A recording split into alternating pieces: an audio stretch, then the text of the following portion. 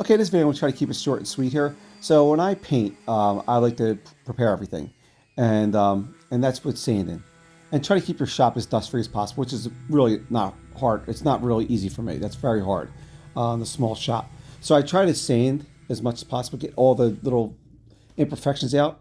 Well, and also this is not mandatory, but I also will sometimes throw some caulk and any joints that separate, especially if any trim work. I'll try to put a little caulk in, especially if I'm painting white, which I'm going to be doing for this project in particular. So that's one of the things is your preparation is very important.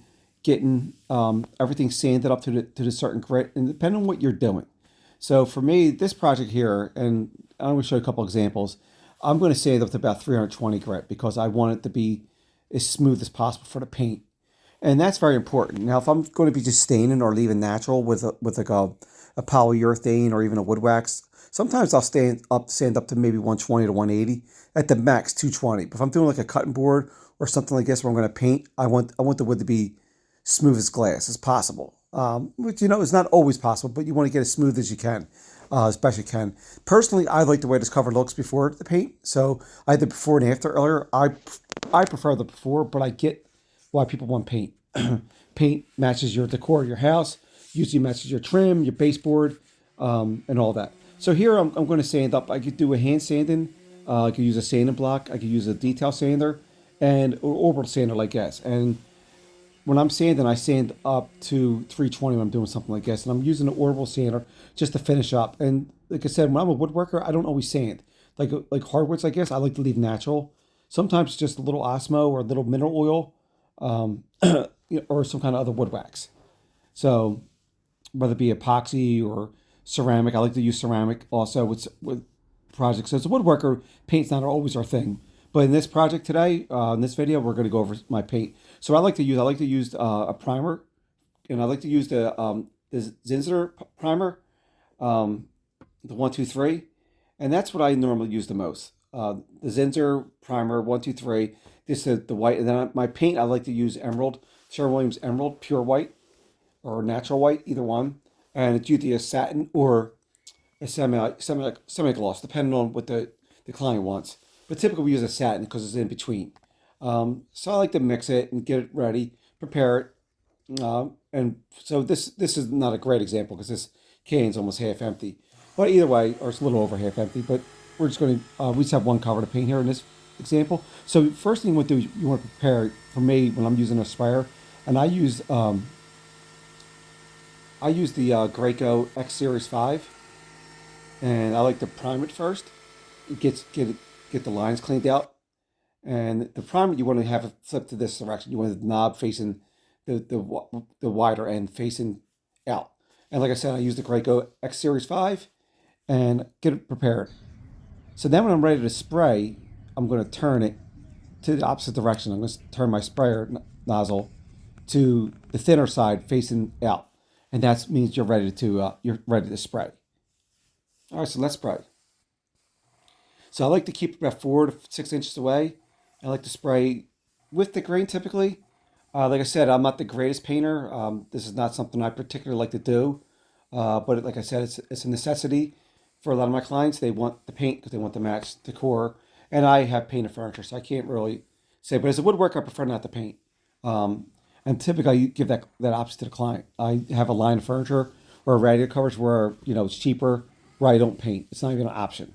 But this client wanted to paint it, so we're going to paint it. So, and like I said, we're using the Sherwin-Williams the Emerald, and it's the urethane paint, and we're just using the pure white.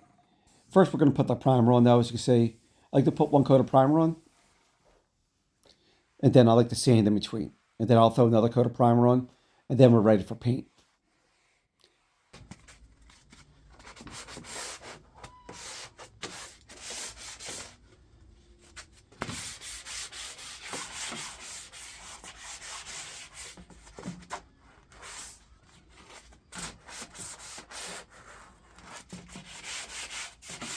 So one reason you like to scuff sand in between coats of primer and even paint, I'll even sand in between paint coats.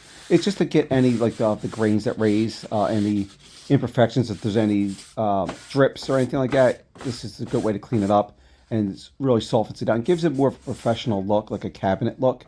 Like I said, it's not always the most perfect with certain woods, um, but this is how I like to do it. So now we're ready to paint. We did our primer, so now we're going to mix our Sherwin-Williams, the emerald paint I like to use. Like I said, now you don't have to use this type of paint. There's other ones. Benjamin Moore makes a good paint. Even the big box stores have good paint. If you get the cabinet grade, I like to use. I like the urethane. And so now, as you see, I also have like a little tent up in my garage. It's not really a great tent. So for my painting, no, I like to use the Graco 315 315 tip, which is a 6 inch um, spray pattern, as you saw there. So the 6 inch spray pattern goes by the number three. You times that by two will give you the 6 inch. So if you have, like, for example, a 215, that will give you a 4 inch.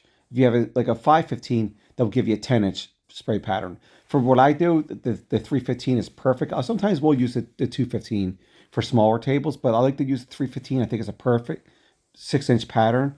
And like I said, I like to keep it at about 4 inches away from my object that I'm painting, typically 4 to 6 inches. And I like to just get nice even strokes.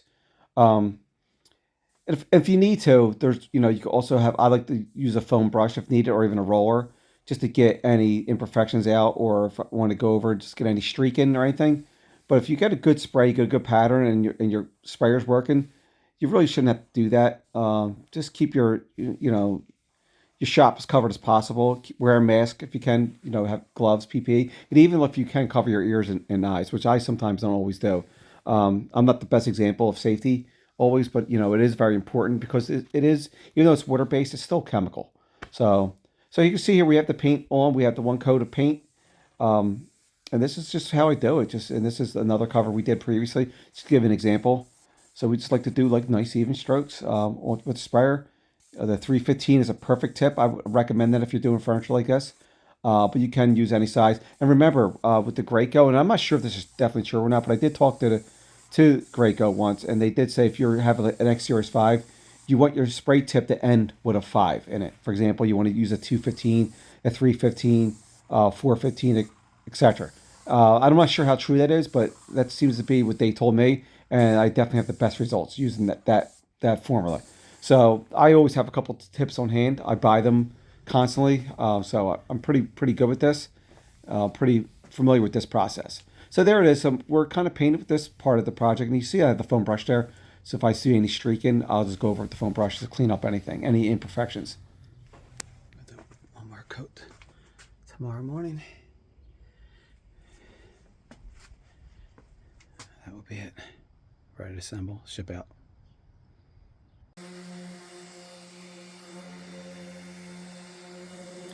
Now, some people may frown upon this, but I do like to do a little scuff sanding, even between paints a coat, if I'm doing multiple paint coats. So I do like to do a scuff sanding, and that's mainly between the primer. But sometimes with the paint, if I see like any roughness, I'll do a light sanding, and then I just paint again and do the file. Now, this is an example of a smaller table here. Same process. Just going to spray, but I have a 215 tip on this one. Or you could use a foam brush or even like a regular paintbrush, and you could paint. Also, you don't need a sprayer always. Sprayer definitely speeds up your process, but also sprayer wastes a lot of paint, has a lot of preparation, a lot of cleanup, so it kind of evens out almost time-wise. But I think you get a little better results with a sprayer, personally. But yeah, a lot of people will roll or foam brush or regular paintbrush their paint, and there's nothing wrong with that. And I do it a lot, especially the sprayer's not always clean, or if the tip might be not good right now. So sometimes I paint. Sometimes it's fast. I don't feel like cleaning up, and doing a whole setting a whole tent up, the crime scene unit tent up in the garage or whatever. So there's nothing wrong with just rolling your paint, brushing your paint, etc.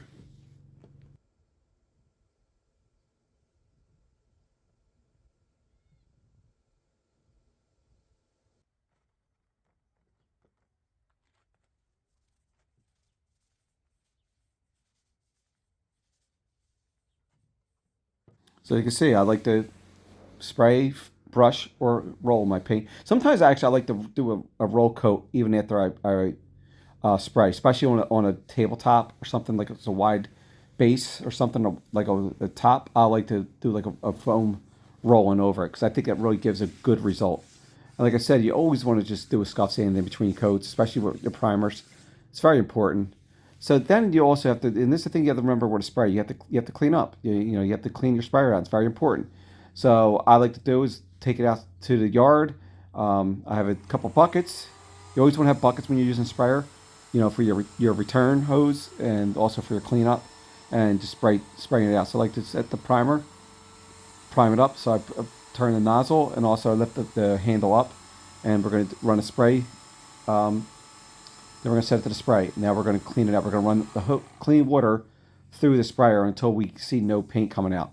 So right now it's still coming out white. So we're going to spray this until it comes out clear. So there's also attachments on your Graco. I don't know if I have it right now on hand.